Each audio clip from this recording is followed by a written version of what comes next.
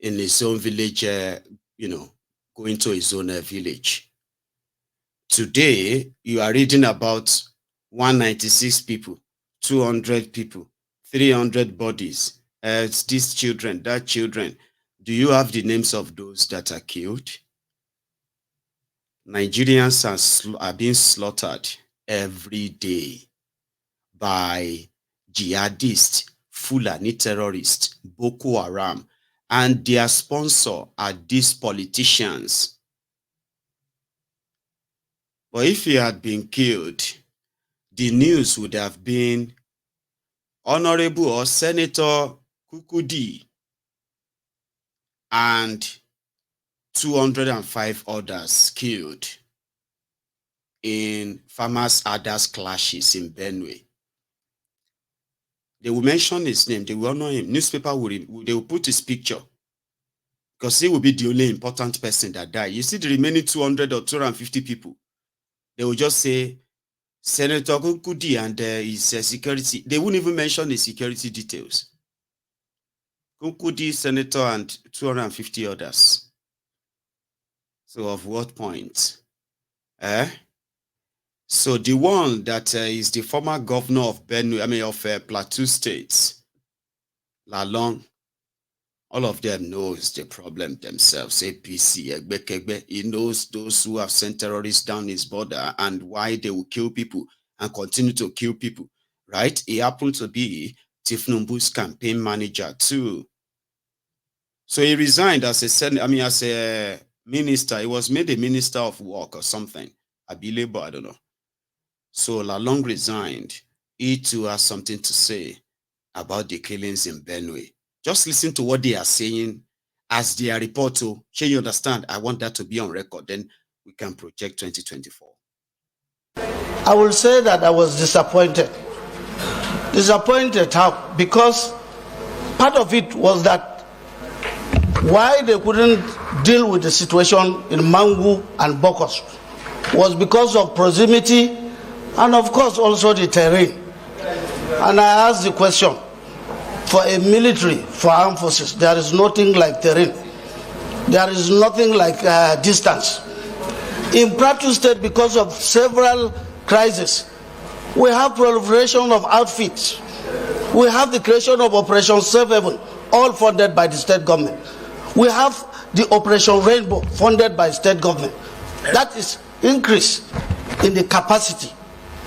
Of recent, we created the Kerang Rescue, which is an Air Force base with helicopters. The issue of Mangu, many people were killed around Kerang. Where was the Air Force? Where are the helicopters? Today, sir, we discussed about Tucano jets. We are told that Tucano jets are not available. We discussed about drones. The drones are available. My spirit is that we must first of all deal with the criminals, because before we come back to deal with the internal situation. Yes, like every society, we have conflicts. We have religious conflicts and differences. We have ethnic conflicts and differences. But when a dimension like this comes into effect, it calls the attention of Mr. President of the Federal Republic of Nigeria. Because the killings that were done in systematic manner. But as we move in, I don't think that the role of the military is always to employ kinetic. We discussed that in Kaduna and we came to resolution that as much as we go into kinetic, we must also dwell on non-kinetic methods in settling disputes in these various states. And if it was so, it took a long time. This information is not the first. This attack is not the first. Always on Christmas Eve. Always on Christmas Eve. So as we move into this kind of thing, I also want to support, because the bill failed last time. Mr. President, if you give permission, we are bringing it back again. The role of traditional rulers in security. Let us give them constitutional roles. I'm not saying that we must always talk about state police, but we have traditional rulers that can always produce solutions to this kind of problems. We brought a law and the law failed last time. But I am here I will still sponsor another law, and with the help of the Senate, let us give some roles to our traditional council on addressing issues of security. As I said, dialogue is very, very important. We created peace building, yes, we created interreligious council. We know the terrain of Plateau State. It may not be like Benue, but in Plateau State, a little skirmishes of traditional or even a family dispute may always move into a religious conclusion. And then you have this dimension of crisis. But however, it is not insurmountable. And with this present Senate and the way Mr. President of the Senate is taking the issue, I agree with Senator Nangi and also with my Senator Diket Plan. Blah, blah, blah, blow. So the bottom line is, he said the attack is coordinated attacks. We have seen them before. We are seeing them again. And we have seen places where people stood up against them. And we have also seen where Nigeria military had to move in. Immediately such attack takes place. But while the attacks are taking place, the military will not show up. But the moment people begin to group themselves, gather themselves and go after these terrorists, the military will show up and they will start arresting, disarming. Sometimes they open fire on them and kill as many as possible, and they will display their bodies as the terrorists that carried out the attacks. People have seen this many times. People have been disarmed across the country. The place where nobody wanted to give out their guns have been Eastern Nigeria. And that is why the place is more militarized than the Northern Nigeria, where these terrorists are so comfortable to organize attack that will last for hours with no interference from anywhere, because they've not been ordered to go after them.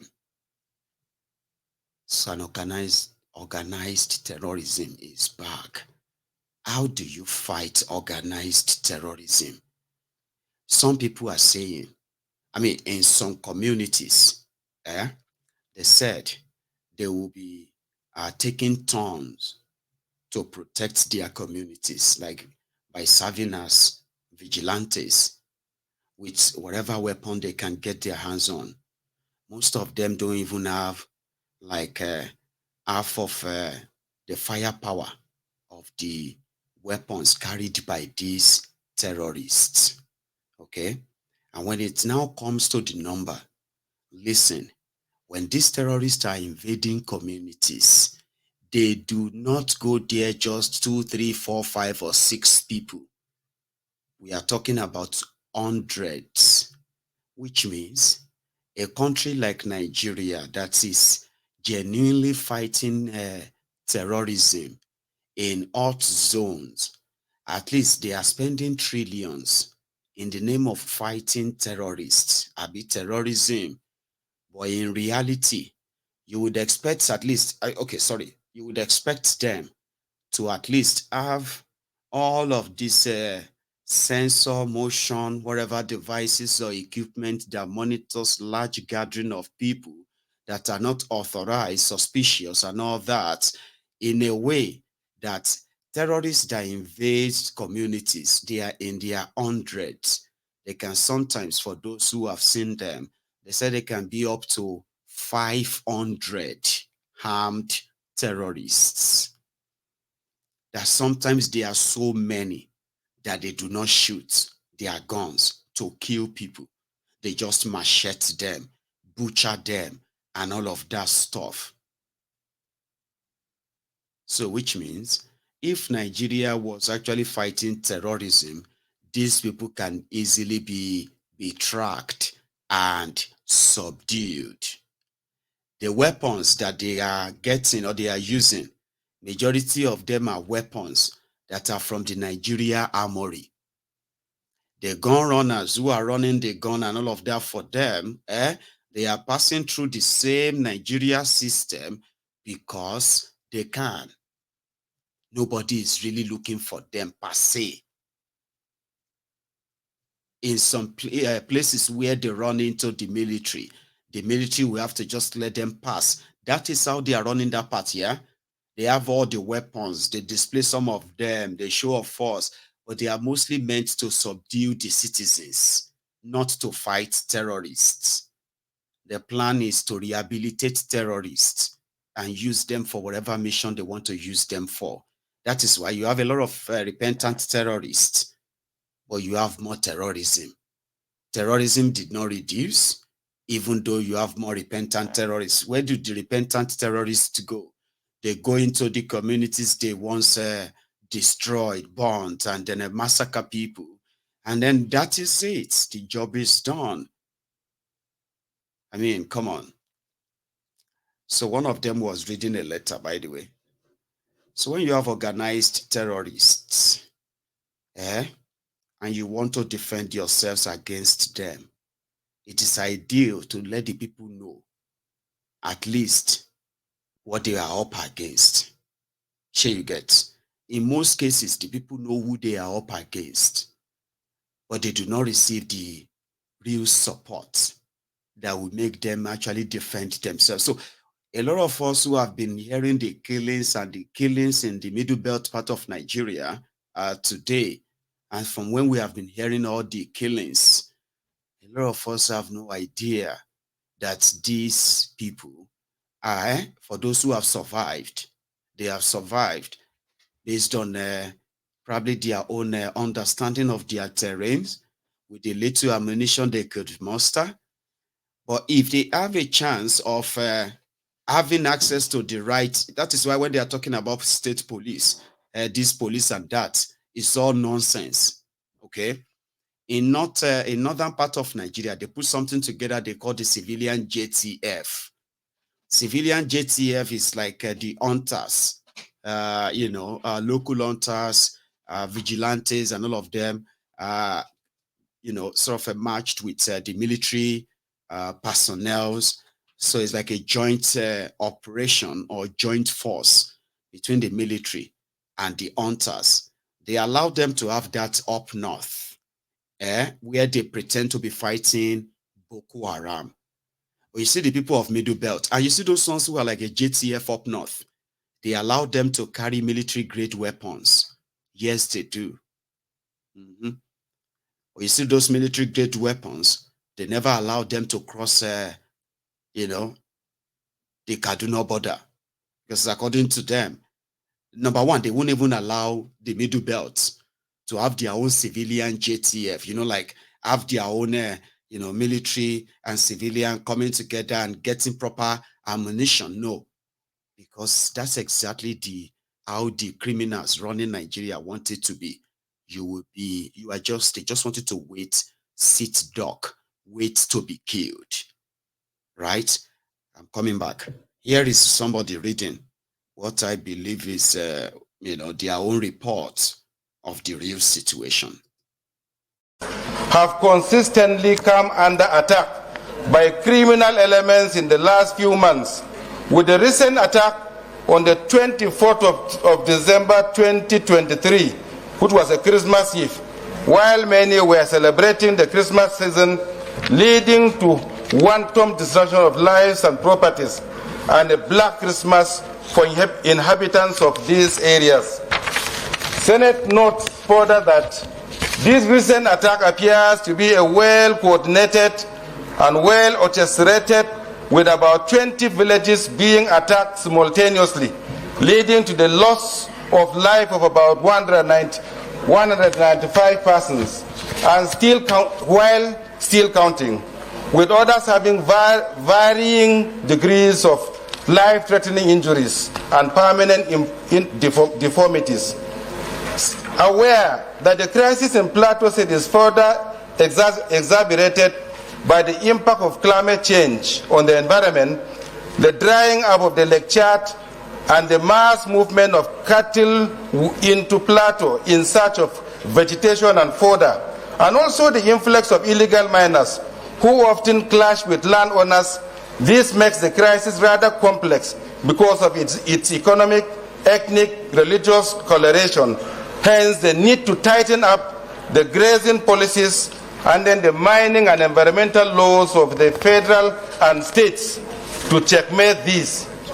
However, that the President and Commander-in-Chief of the Armed Forces, His Excellency President Bola Ahmed Tinubu, upon receiving the news of the crisis, sent a high-powered delegation led by the Vice President of the Federal Republic of Nigeria, His Excellency Senator Kashim Shettima, in company of the National Security Advisor, the Chief of Defense Staff, and other notable personalities to the crisis areas to assess the situation and also condole the families of the victims of the attack.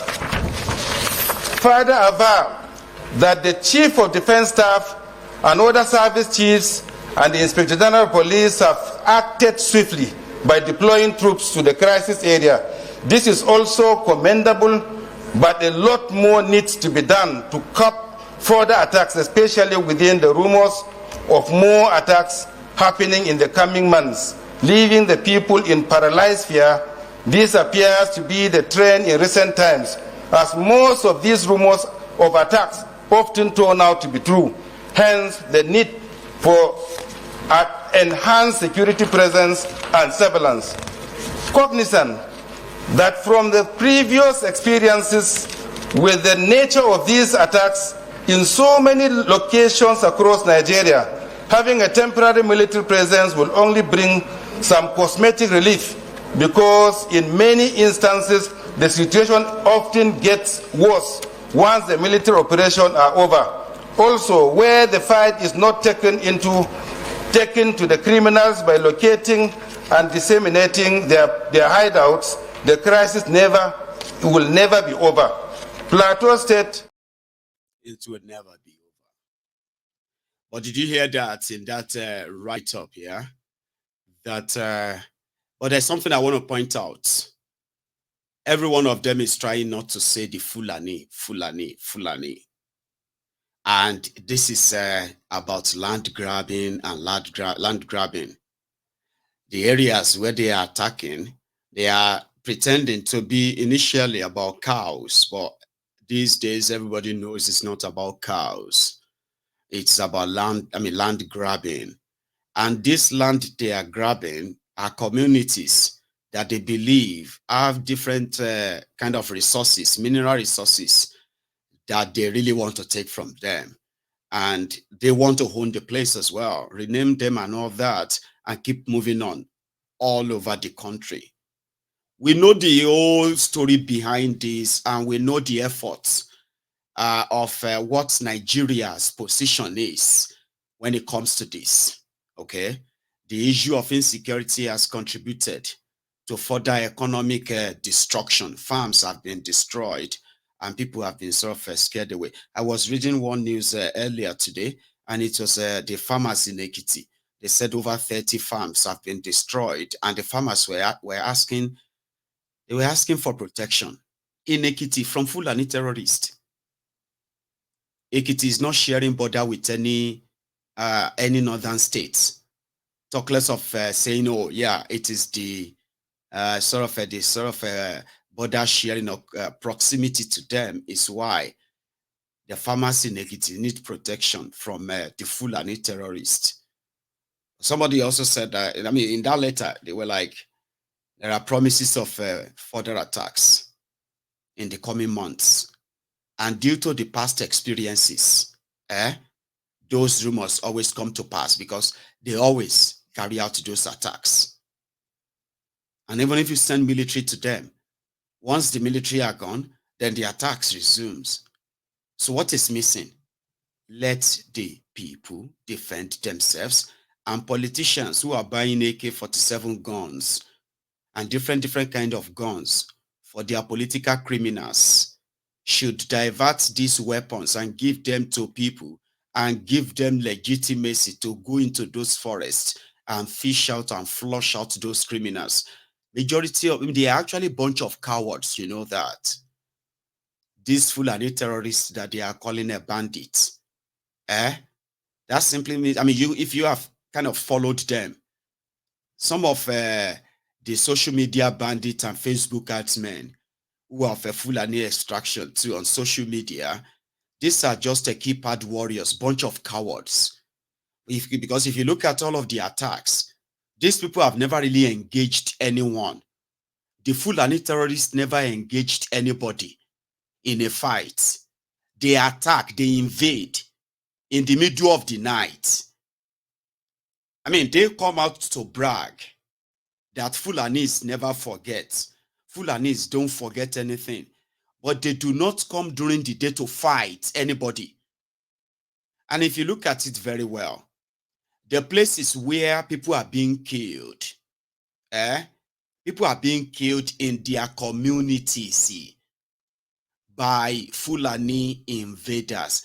So what do? You let people defend themselves. License the gun to them, put their name on their guns, and let them use their guns to defend themselves and their families.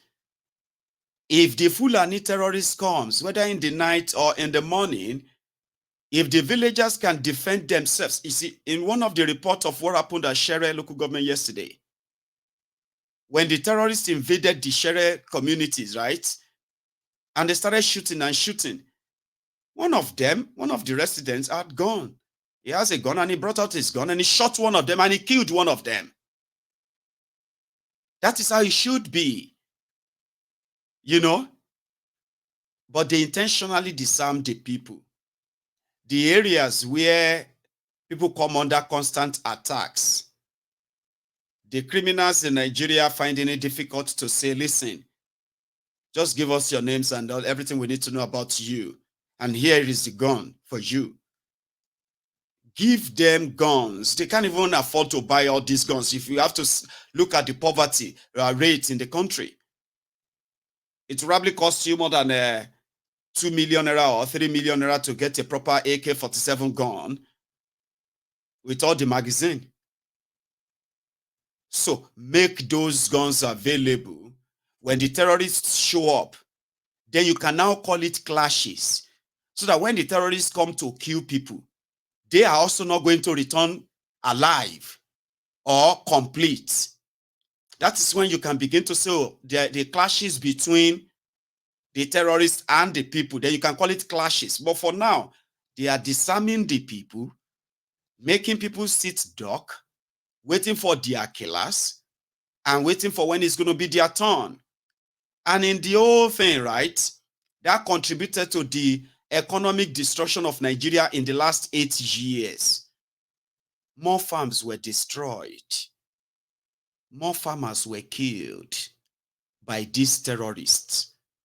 Food inflation hit Nigeria. Communities that used to grow their food, majority of them are now living in IDP camps. So Nigeria depended on importation of food.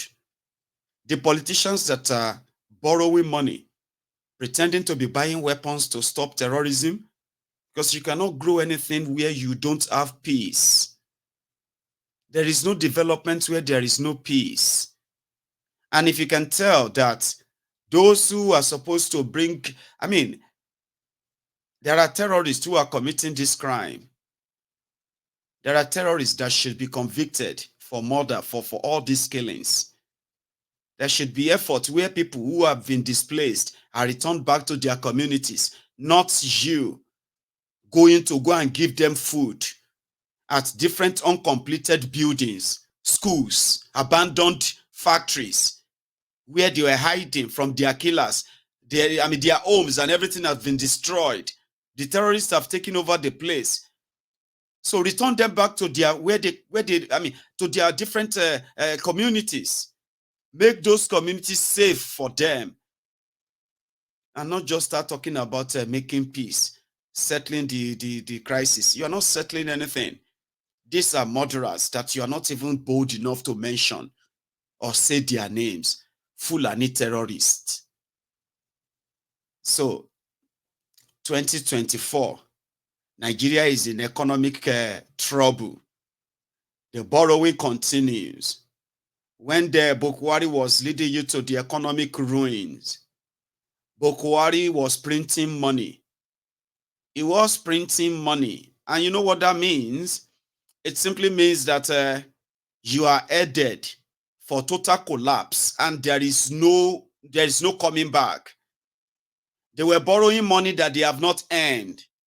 It is like me sitting down here and say, okay, I need £1 million because I am very sure that by year 2051, I should be able to be earning £1 million. But I want to borrow the money I'm going to earn in 2051. I want to spend it now. That is what they are doing. Plunging you into a perpetual generational inflation. And listen, it simply means generational poverty. Like the future has been mortgaged already. Bokwari did it. Look at Nigeria today. And Tifnumbu came in. Guess what? They are doing the same thing. Tifnumbu wants the Central Bank of Nigeria to print 7.3 trillion naira so that they can use it and spend it, to finance your 2024 budget. And they said the money must be recorded as revenue. Revenue from what? Revenue from where? Revenue from printing money. It is not from any production. It's not from anything. And that has been approved. Today, Nigeria's debt, as much as they continue to patch it and give you these conflicting figures, Nigeria's debt is over 150 trillion naira. That is over $150 billion. And the devaluation of Nigerian naira that is actually, there has nothing to back it. Turn to tissue paper as you can see it. The journey that brought Nigerian naira to this state, that increased the poverty that a lot of people are battling with today, the demon you think you are fighting. The road that led to that is exactly what Tifnubu and his gang are touring again. But they are telling you to be hopeful. They are telling you to pray. A lot of you are going to pray this evening. Crossover night. You are going to ask God to bless you in 2024. And you have no idea what is going to hit everyone in that 2024, including yours truly, Mayegun's diary, even me where they talk. But the ideal thing is that you have an idea once you begin to kind of pay attention to what I am telling you now. For example, you know what Nigeria is today. You know what led to it today. Lies after lies. Gaslighting after gaslighting. You know what I mean? Where they try to make you feel guilty. They make you feel bad. That you are the one who doesn't wish Nigeria well. Why what they are doing, everything they are doing is to destroy Nigeria, and it is showing. You do not need a soothsayer. Do you really need a prophet to let you know that the future of Nigeria is done for? And it's all due to these actions, not because of your wishes. I did tell someone, I said, somebody who asked one dumb and stupid question, Mayegun, why are you always happy to report every bad thing about Nigeria? Why don't you just at least wish Nigeria, that wish the country better? How come you do not wish Nigeria better? That person feels like exposing this danger that all of us are indeed going to be a victim of, right? Means that I am wishing Nigeria bad. And I said, listen, if exposing them means I wish Nigeria bad, what do you wish Nigeria? You probably wish Nigeria well. So how come your own wish for Nigeria is not coming to pass if the situation is all about wishes? If all problems can be resolved by just wishing them away, if what exposing them means I don't wish Nigeria well, What about you? At least you wish Nigeria well. What happened to your wish? How come your wish for a better Nigeria is yet to happen? Does that mean your wish is fake? Because wishes don't build countries. Just like prayers don't build countries. And when we say all these things, a lot of you want to take offense because they are like, it's like busting your bubble, right? Busting that magical belief that you hold so sacred. Don't say that. Come on, don't say that. I understand what you are saying, but don't say that. What do you mean don't say that? If wishes were us, if wishes were horses, riders, they say, they say beggars will ride. If wishing something to be great makes things great, what happened to all your good wishes? Why are you so sad that exposing them means we don't wish Nigeria well? If we don't wish Nigeria well, what about you? And since then, people usually don't, people don't ask me that stupid question anymore. Because it is not about wishes. It's about what they are doing. Their actions and their inactions are those that have impacts in the lives of millions, whether you support them or you don't support them. When they are supposed to keep you safe, go after criminals, and they begin to play their tribal, religious, ethno-religious games, what that will lead to is that terrorists will have free hands, and the free hand to kill innocent people, so that all of us can come together and say, why did this happen? What do they want? Instead of, why did they let this happen? Because there are people that could have prevented that, because their job is to prevent it. So when the insecurity is turned into what it is right now, where people feels like, since I have not been killed, maybe it is not that bad. Oh, since I have not been kidnapped, maybe they are just exaggerating. You know, a situation where people, I saw a lot of that this year, where a lot of people believe that if it is not happening to them, maybe it is not even happening, or it's been exaggerated. On Mayegun's diary, Political, I do my best to make you see that there are many ways this affects you, even if you have not been kidnapped or you have not been killed, or maybe your village is yet to be ransacked, or, like you haven't experienced some of these. There are other things you are experiencing. I knew what was called economic jihad when APC, Egbekegbe, came in. This was when hardworking people were indirectly attacked economically. A lot of you today, who lost your jobs, who lost your businesses, who lost your investment, who have lost almost everything because of the economic policies of APC, Egbekegbe, you are living witnesses. So, you are all living witnesses what economic jihad means. Economic jihad is when they just feels like you were supposed to be poor. Why do you even have something that gives you that confidence to question the government? You were supposed to be poor. They started glorifying poverty. As the insecurity continued to contribute to the economic downturn, they unleashed other economic jihadism, like round tripping, like printing money, like devaluation, like the destruction of, you know what I mean? Like it was like on a suicidal slide. And in a short while, more Nigerians have become poorer. More businesses have left Nigeria. More Nigerians have become jobless. Insecurity increased, crime increased, and people were told to learn how to adjust. All of that happened. And a lot of you who used to sort of live better than now, 8 years of APC, Egbekegbe, you do not have an explanation to what happened to you. Take a look around you.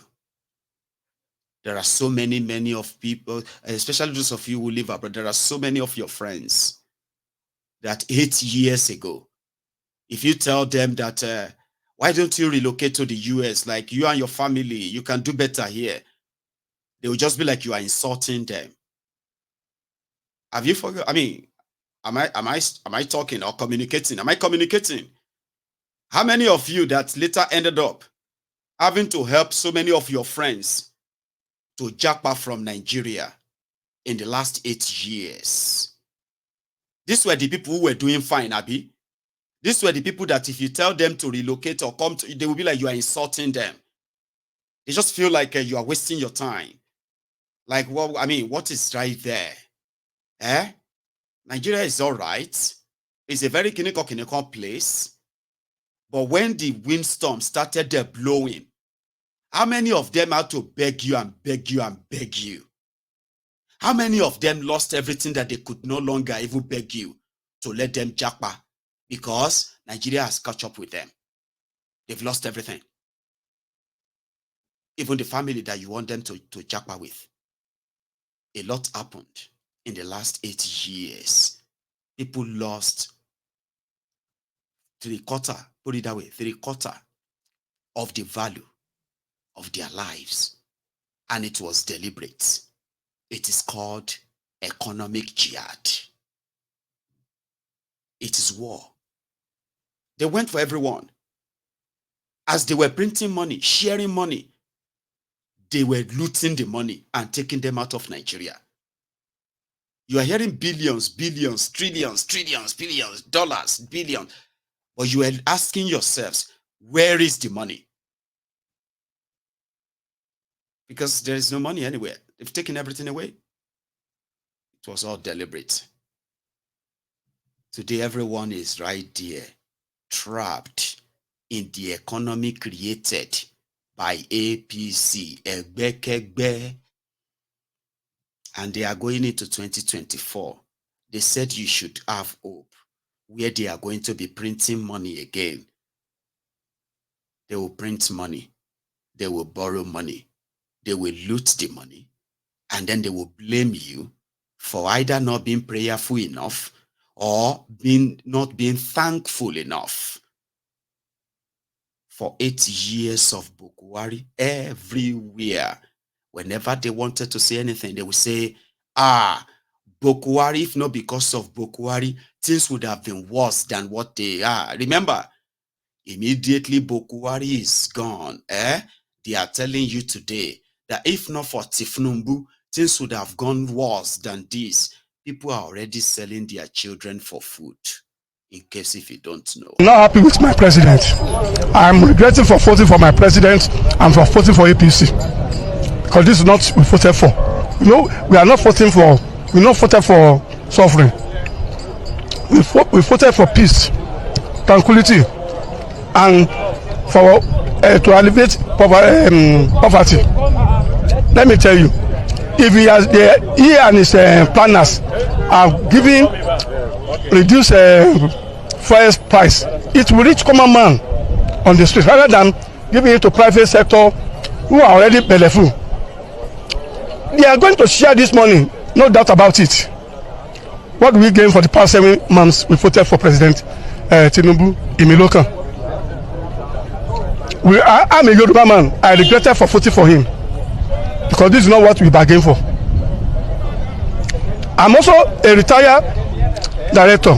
I'm telling you, a retired director collecting 75,000 naira at federal.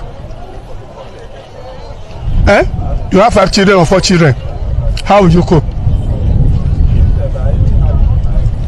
Nothing for retirees. We are still suffering. They are telling us that we should manage. The Vice President said we should pay our percent for 10 years. So until all Nigerians die finish before you can.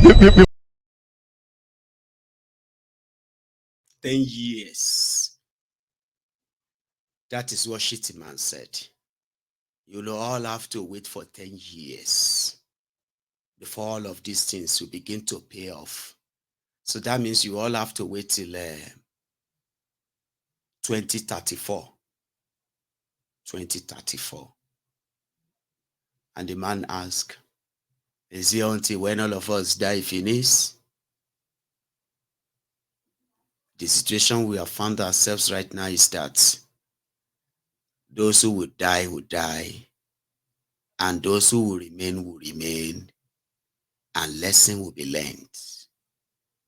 We shall all learn a lesson. You shall learn a lesson. And as APC, Egbekegbe, can be called the punisher, ye shall learn a lesson the hard way, the hardest way. So says the Lord of hosts. The shege you are seeing right now, it is not because you are not prayerful enough. A lot of you, indeed, you are like angels. When you sing alone, heaven kind of opens. I have been in the midst of people who can indeed praise God. Oh, God of heaven. You know what I am talking about? You do not tell those people that God doesn't listen, because he does. I have been in the midst of those who speak different languages I don't know, but I believe they are praying too. But well, you will feel the chill. You remember that guy? But when it comes to politics and public administration, except if you are kind of committing blasphemy, please do not let anybody tell you that they are communicating with something somewhere and all of that stuff just to hoodwink your mind from the truth. And then you begin to sound like a lunatic simply because somebody tells you God is not a magician. God does not build electricity. God cannot build road. God will not punish corrupt criminals. God will not arrest and deal with the terrorists. God is not going to build and construct anything for you. You would have to do them yourselves. Then you will not begin to lose your mind like a mad person simply because they make you believe your God is a magician. He can build road. He can build this. He can build that. And today, this is what some of the religious pastorpreneurs, the business centers, this is what they have achieved. They have made a lot of people believe that God is a magician. And therefore, they turn themselves into defenders of the criminals in Nigeria by saying, God can do a new thing. That is annoying. Don't go into 2024 with that. I can sit down here and tell you about 2024. Bring out your pens. And I'm going to kind of, like, you know yourselves, right? Let's take a look at the pieces of information that we have and talk about what it is going to be like in 2024. Now, as your MOG, Mayegun, the overseer general of this temple, bring out your pens. They are not prophecies. They are projections. And a lot of you would have to live by them or live without them. And you'll come back, but you will remember. The situation ahead of Nigeria, where Tifnumbu, that I believe strongly that time and again has proven that it is what it is. So when we talk about security in 2024, Dirao, this is what the Spirit says so. Pastor, Oko Pastor, our mojo sticker ló show wa. Àṣé kò rí pé orí wa ti burú. Ìwọ má dira o, ìpápá ẹ̀dá lórin. Jẹ́ ká wà ní Bible tó ń jẹ. Kò jẹ́ pé sàgbé tàbí kò gbẹ́rì tí kò gbé tí a fẹ́ jókòó tẹ̀ rà. Gbẹ́rì tí bá yọ píù. Àwòyí àárín. Mo mọ̀ wípé wà nínú Bible pé ìgbà tó fẹ́ mú Jésù kọjá ní àárín òun ògèrí Jésù. Kí ni Jésù lò? Àfẹ́ rí ló lò. Ìwọ má dira ayé bàjẹ́.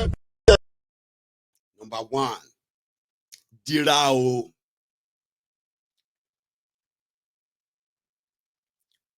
Dira. Trust nobody, even yourself, because sometimes your spirit will be saying right and your body will be saying left. So trust nobody. Ko dira o. Just know that in 2024, the Nigeria criminal system is coming for you from all angles. Live with at least critical suspicion of everything that comes your way. That one is psychological, but physically, the terrorism in Nigeria is going to take a new turn. And I mean, we are going to report more and more and more attacks, which simply means people should get ready, not for surprises, but at least get ready for no end in sight of the act of terrorism in Nigeria. And like never seen before again, the campaign is also going to trigger the reactions from the northern Nigeria that has been quiet for the past 8 years of Boko Haram. It is going to be tenacious. It's going to be mind-boggling, like so kind of, on the insecurity. They are going to kill more policemen and they're going to kill more military men. They're going to kidnap some of them. And you're going to witness the invasion of a military barracks in Nigeria in 2024. This is also going to kind of give an impression that there is possibility that there is no other explanation for the total destruction and collapse of the Nigerian security architecture. You are going to see that in 2024. It's going to be more pronounced.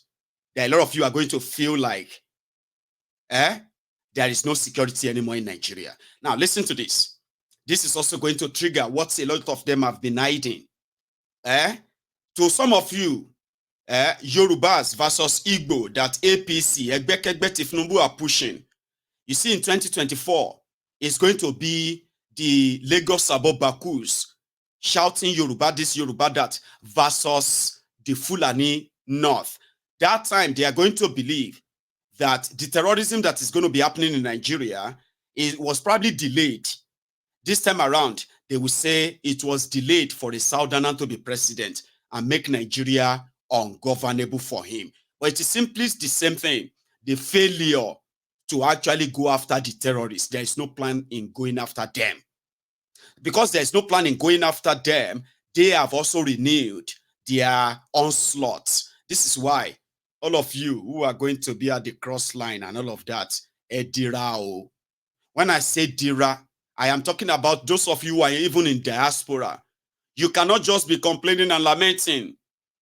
I'm lamenting. I'm talking about from the middle belt down to the southwest to the southeast even to the creek and what have you in the deltas, right?